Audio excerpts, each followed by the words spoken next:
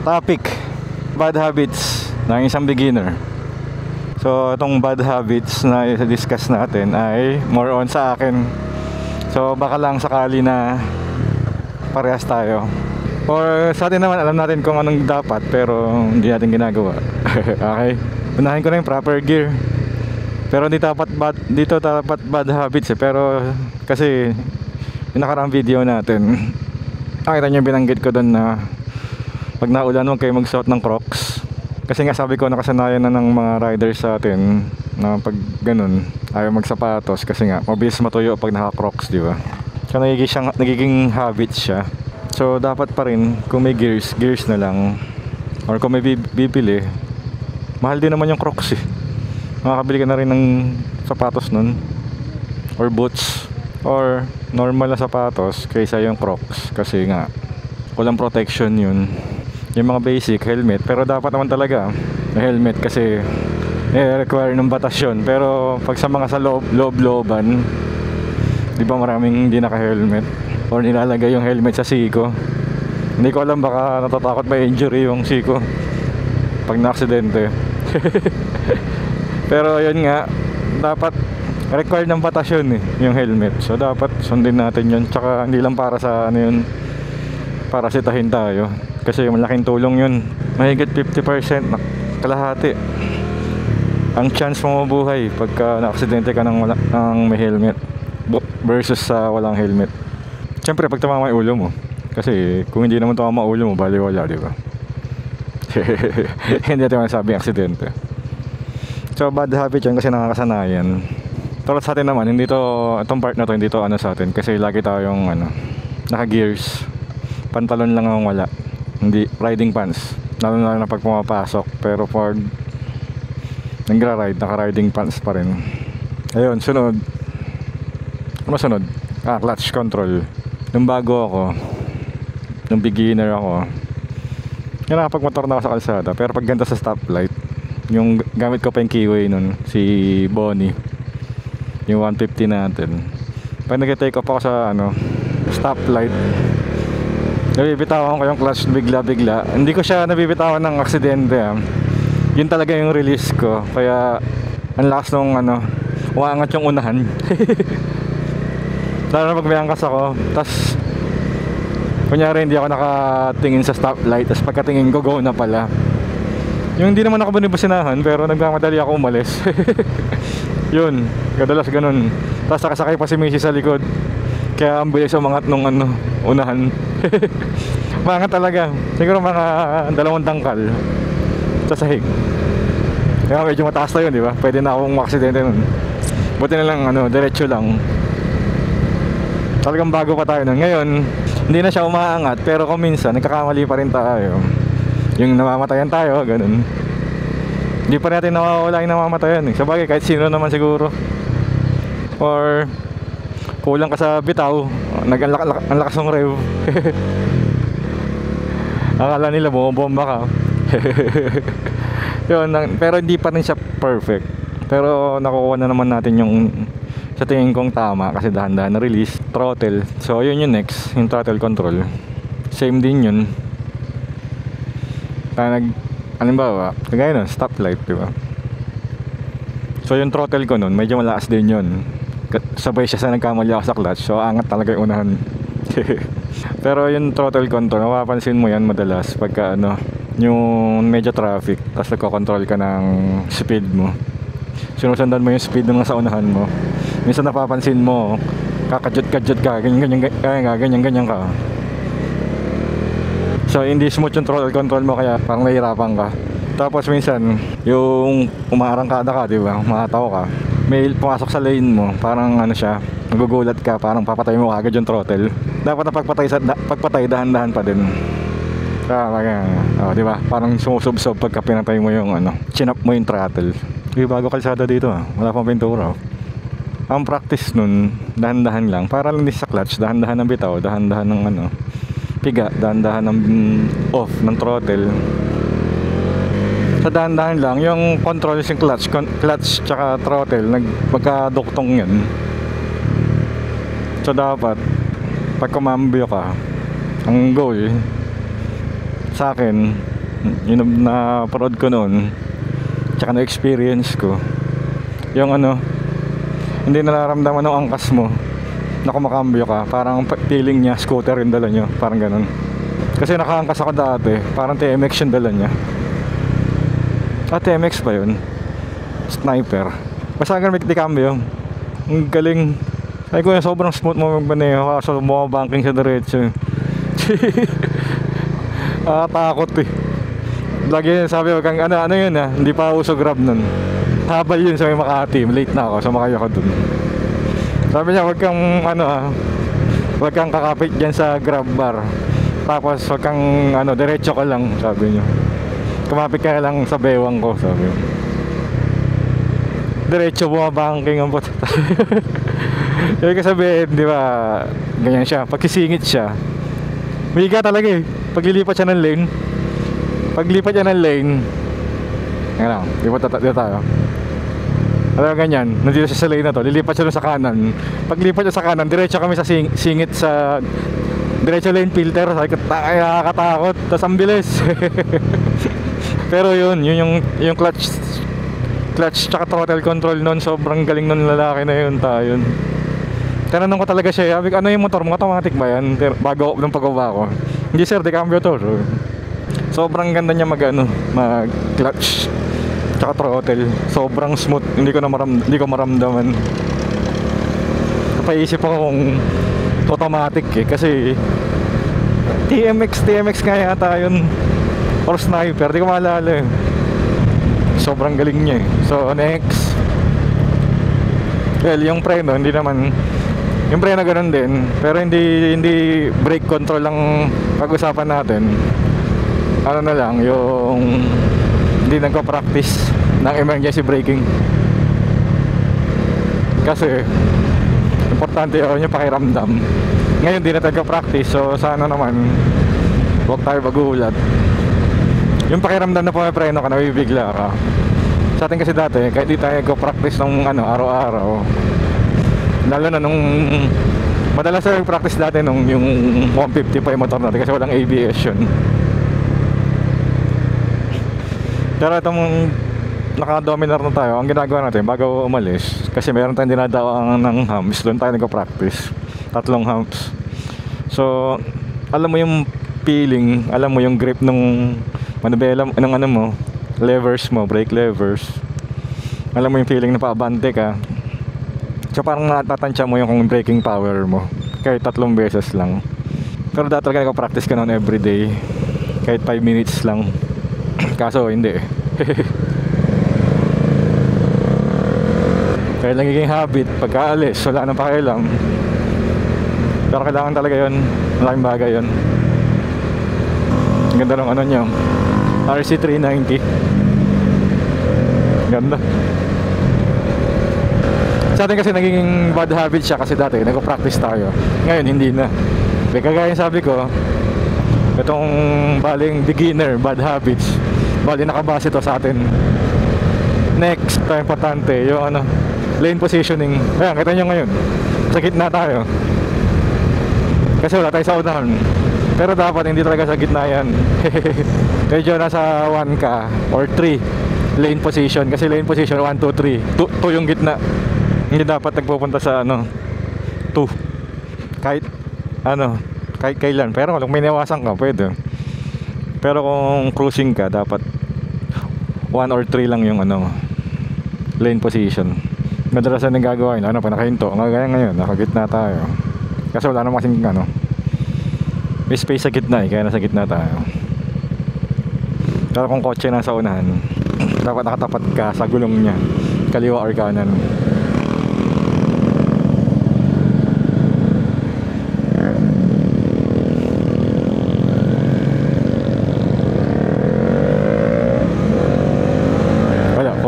Kaya mo uminit yung ulo mo dun, talo ka.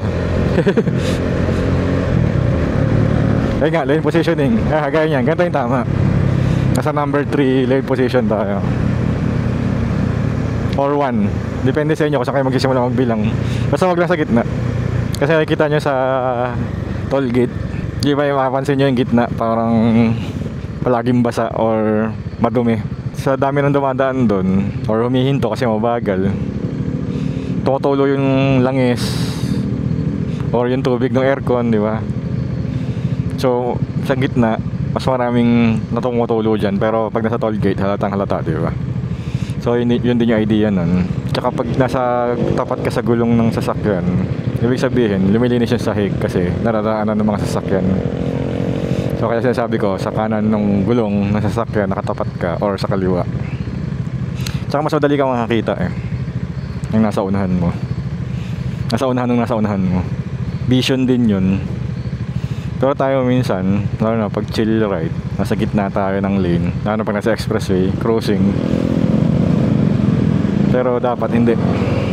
Kahit ikaw mag-isa. Okay, ano ho ba? Sa hindi marunong ito, kitang-kita niya itong bad habit ito sa akin nung sumemplang tayo nung nag-camping tayo. Tingin nyo anong problema? Hindi marunong gumamit ng preno sa likod. So dapat tamang paggamit ng preno sa likod. Pero sana naman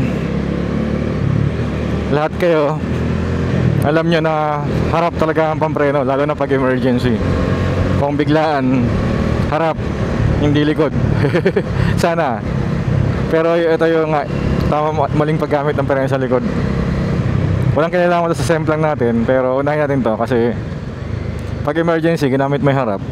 Pag tendency kasi, kahit naman sa sasakyan or sa motor, kahit anong sasakyan, momentum forward. Pagka binigla mong papagalin, may weight transfer talaga.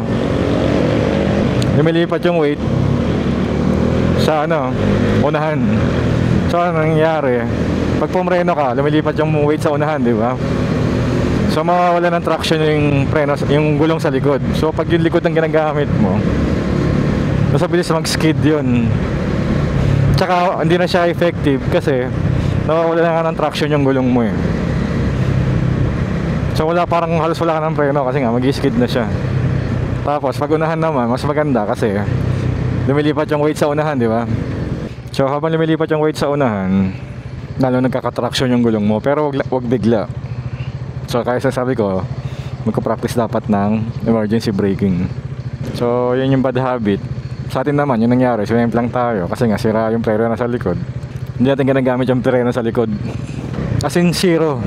Ginagamit lang natin, hindi naman zero, siguro 1%. Ginagamit lang natin siya pagkapaahon, tas hihinto tayo. Yung kailangan mong pumreno para hindi umatras, yan, yung likod yung gamit natin. Like ko sinasabi kasi nga nag-on off yung preno niya. Ang hirap makontrol. Hindi natin siya magamit sa slow speed. Mag-u-turn, hindi natin siya magamit. Kaya yun.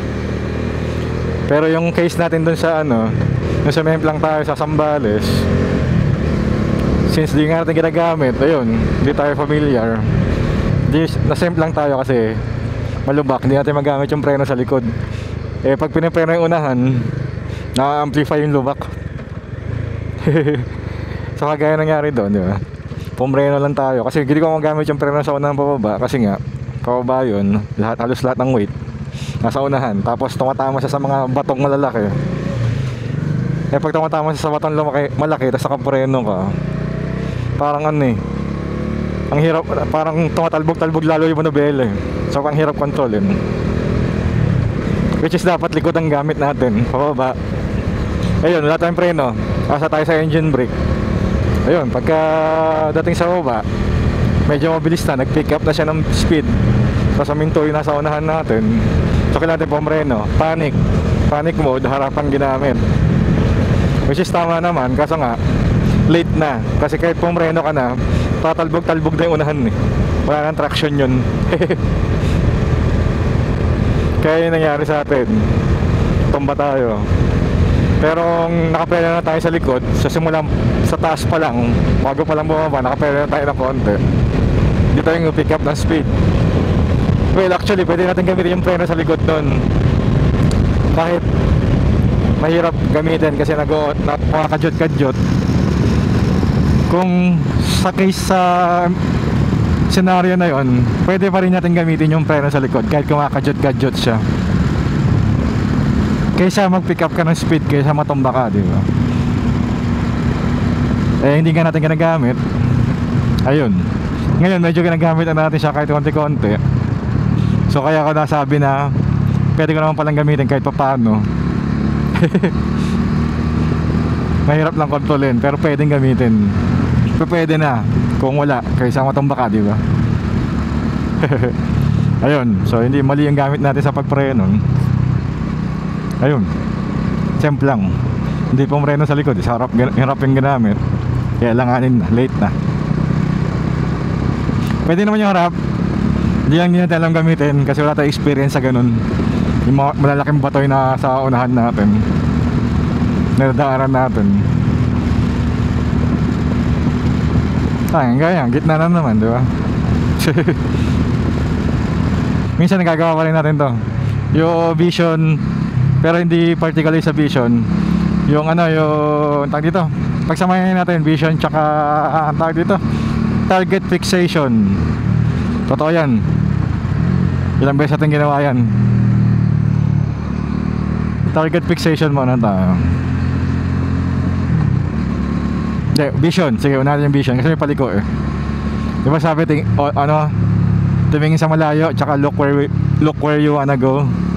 Pag paliko, tingin ako sa malayo, dun ba? Sa building? Hindi, syempre pag paliko, yung pinakamalayo na kaya na makita mo sa corner. Tsaka tignan, di ba, look where you wanna go. Di naman sinabi ko saan. Tignan mo na lang kung saan mo ilalagay yung gulong mo. Alam ba yung paliko, di ba? Meron ka linya na gusto puntahan, di ba? Doon mo yun yung tignan mo. Yung linya ng gusto mong puntahan ng gulong mo. So ayun yung part ng vision. Tsaka yung look where you wanna go, kailangan tumingin ka. Ituro mo yung baba mo tsaka ilong mo. Hindi yung mata lang, alam niyo yun. Pero kasi yung look where you wanna go, diretso naman yung ulo niya, yung mata lang yung nakatingin doon. Hindi ganun dapat. So ayun na yung vision. Alam na natin yun, pero nakakalimutan pa natin minsan. Tapos yung target fixation, ito, ano to sa akin, kahit ngayon nagagawa ko pa rin siya. Alam niyo yung ano, ayaw kung napapansin nyo, pagka ano ba, may tinututukan tayong ganyan, tapos biglang lumabas yung luwak doon sa ilalim nung sasakyan sa unahan natin. Yung kadalasan nabubunggo natin yung luwak kasi nga hindi natin nakikita sa malayo.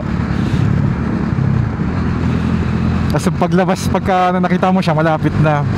Pero kung tutusin, kaya pa iwasan yun, kaya pa i-serve yun. Sa atin, nasasagasan natin yung lubak kasi nakatingin tayo dun. Madalas natin magawa yun, pero ngayon medyo nasasanay na tayo na hindi. Ang ginagawa lang naman natin, hindi na tayo tumitingin dun sa ayaw natin sa puntahan. Halimbawa, pag may nakita ko biglang lubak, hindi ako sa mismo lubak nakatingin, nandun ako sa kabilaan ng side ng lubak, kung saan ako pwede idaan yung motor. O kaya may sasakyan, di ba? Biglang may kumat sa'yo, hindi ako dun sa sasakyan nakatingin ako saan ako dadaan, kung saan ako pwede sumingit. Kaya practice ko na siya, hindi na tayo kagaya ng dati na pag nagulat tayo, may obstacle or may lubak, doon talaga diretso natin kasi tumitigas din, nagugulat eh, tumitigas din. Doon tayo lumalabas yung mga bad habits natin pag nagugulat, yung mga hindi mo inaasahan. Kasi kung nakita mo naman, hindi ka nagulat, okay lang yun kasi ina-expect mo yun eh. Pero pag nagulat ka, yun, naglalabasan yung mga bad habits natin. So yung target fixation nga, tsaka yung vision. Yung vision, importante yun. Pwede ka ma-aksidente talaga ng pagkamali.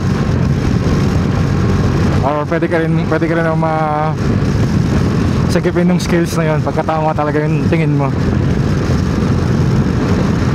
So yung ibang skills nag-overlap, kagaya ng sabi ko, yung lane position kanina. Pag nakatapat ka sa gulong nung nasa unahan mo, kung saan siya dumadaan, dun ka, madali mo makita yung nasa unahan niya, kagaya niyan. Kaya gitna na naman, di ba? Pangit kasi kung dito ka naman, okay lang naman, pero kasi Ang thinking ko dyan, wala ka na pupuntahan eh. Pagka may kailangan mo umiwas sa kaliwa, wala ka na pupunta, tatama ka na sa railing. Dito, pwede ka pupunta sa kanan o pwede ka pupunta sa kaliwa pag nandito ka. Tsaka pag nandito ka sa pinaka side left, nasa gulong ka, kaliwang gulong na nasa unahan mo, yun yung sinusundan mo. Baka mag blind spot ka dito sa nasa kanan. Baka hindi ka lang makita pag pumasok sila dito kasi nandito ka sa kabilang side.